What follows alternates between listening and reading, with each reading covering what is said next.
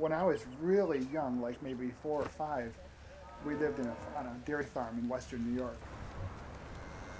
He would buy honey in these jars, these 1-pound jars, and I would turn them upside down and see this ball of this like round, perfectly round ball just slowly go up through the honey.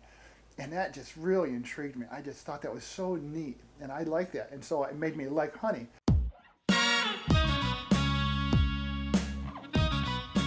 We're in Strasburg, Pennsylvania, which is right southeast of Lancaster County. I've been in the bee business about 33, 34 years. Just only part-time. I started out with just a few hives. One day I came back and told my wife, I says, well, we're giving up being an AI technician, we're going to go into bees full-time. And she just thought that was pretty bad to start with, because all the benefits and everything that go along with having a job for somebody else left.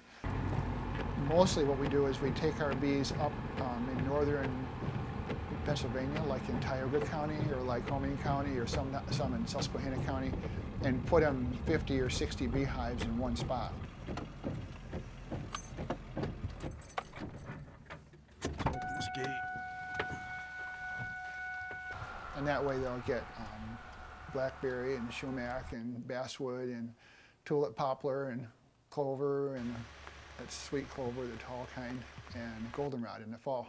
So that's usually where I do it.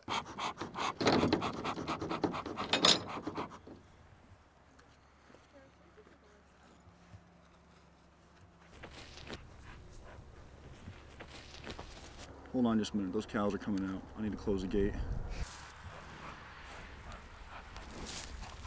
Well, if it's the family business, I don't know, he's very avid about it, so he'll just talk and talk and talk and talk about the wonders of bees. So after a little while, you start learning. It's an interesting job. I like it. It's not a lot of pressure most of the time. Except right now when it's getting late in the year and they have to be done. The honey taken off and moved. You have to work really hard to keep hives alive. When I first started beekeeping, the woods, there were bees in the woods and trees that would survive year after year. But you almost never see a wild hive. And if it's there, it's usually there only for maybe 1 year.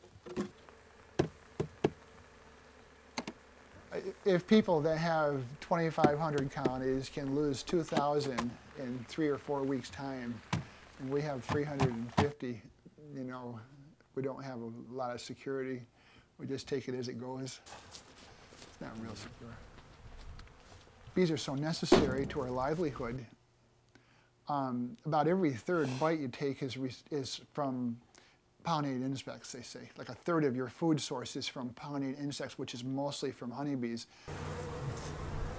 When you really look at what bees do and all the things that they do, I see, you know, there's a verse in the Bible that says the heavens declare the glory of God, and the firmament shows his handiwork. And when I see bees, how they are with all their little perfect, intricate doings, I am just drawn that God made these. God made these little things. I can't believe this.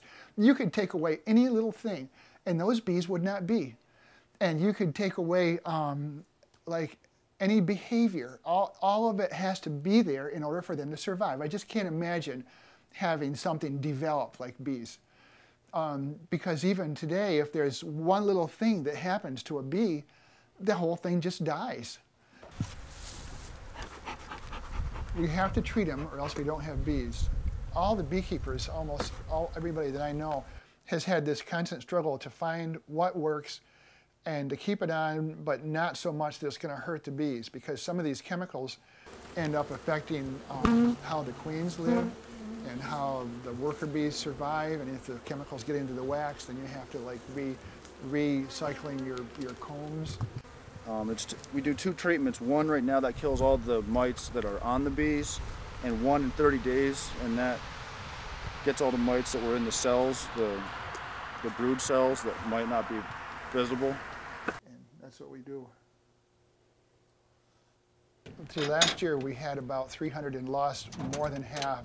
So we're somewhat in recovery, just trying to rethink how we can make this work with us, and I think we're a good complement. Yeah.